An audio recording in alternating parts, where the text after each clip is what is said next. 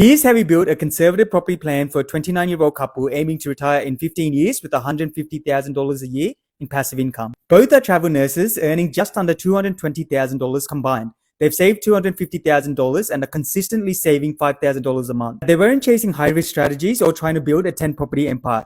They wanted a simple, low-risk plan that could deliver their passive income goal with no more than 4 properties. So we built a plan around that. 3 quality residential assets providing steady growth and cash flow. Then a sell down to pivot into a high-yielding commercial property to hit their passive income target within 15 years. But first we had to factor in inflation because $150,000 today won't be worth the same in 15 years. We applied a modest inflation rate of 2.5%, which means their income target becomes circa $217,000 by 2040, just to maintain today's lifestyle. We modeled everything using conservative assumptions. Their borrowing capacity capped at 6 times their income, 7% annual capital growth, 5% gross rental yield, 5% annual rental increases, 6% interest rates, 6% purchase cost, 4 weeks of vacancy per year, 3% of selling costs, 45% tax rate with 50% CGT discount applied, and all surplus savings directed to offset debt. Now here's the plan. We've already secured the first property, which is currently under contract at $725,000. Clients are using a 20% deposit and have decided to take an interest-only loan to maximize cash flow. It's expected to yield just under 5%, striking a balance between income and steady growth. In 2027, we tap into the equity from the first property to fund the next purchase at $850,000,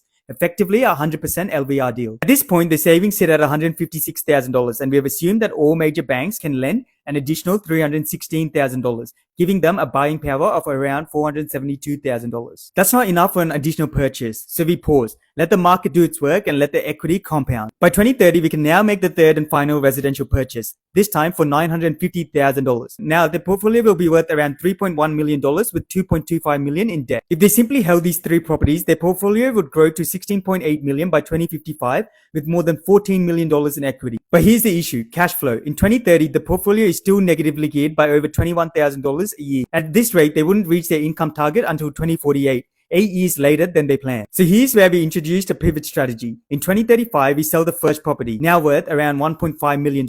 A year later, we exit the second property, now valued at $1.6 million.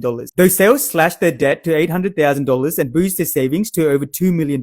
In 2037, we shift gears and move into commercial. Why? Because at this stage, the priority moves from growth to income. Unlike residential, commercial leases are often net leases or even triple net, meaning the tenant pays most, if not all of the outgoings. That creates more predictable, higher yield income, and that's exactly what we needed. So we target to purchase a $4.5 million commercial asset with a 7% net yield using cash and equity with a 60% LVR loan. This alone will generate $127,000 in passive income. However, this is not inflation adjusted. So we wait 3 years and now the net passive income will exceed $220,000 a year, right on schedule and above the inflation adjusted target of $217,000. Even if they never buy or sell anything again, by 2055, they're earning over $800,000 in passive income each year and sitting on more than $12 million in equity. Now, of course, this plan isn't for everyone. It was designed for safety and stability, not rapid scaling. You could definitely move faster using trust, second-tier lenders, or more aggressive gearing. But in this case, we built around a client's risk profile, their lifestyle, and their goals. Now, no two investors are the same.